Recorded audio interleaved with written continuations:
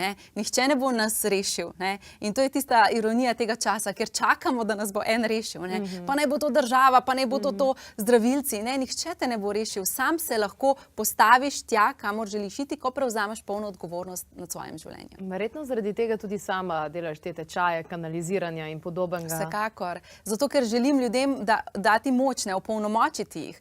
Vsi ljudje, ki so v moji skupnosti, se zavedajo, da jaz nimam čarobne paličice. Lahko jim predam jasnost, kanaliziram sporočila duhovnega vodstva za njih, no zadnje tudi ta knjiga je priročnik, ne, je pomočnik, ampak če ti ne boš odprl knjige, pa dal v prakso, bom rekla, teh nasvetov, ti knjiga ne bo nič pomagala. Nič ne bo pomagala.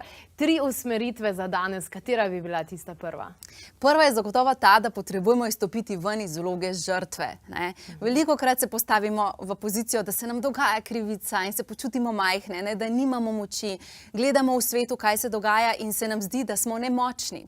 Ampak moč je v roki posameznika, ne v roki neke skupnosti, kajti posamezniki potem gradimo to skupnost. Pa naj bo to neka duhovna skupnost, ne bo to država, ne bo to celina, ne bo to človeštvo, navsezadnje civilizacija. In v bistvu potrebujemo iti ven iz tega, da se ves čas sprašujemo, kaj je narobe, v to, da se sprašujemo, kaj pa je prav.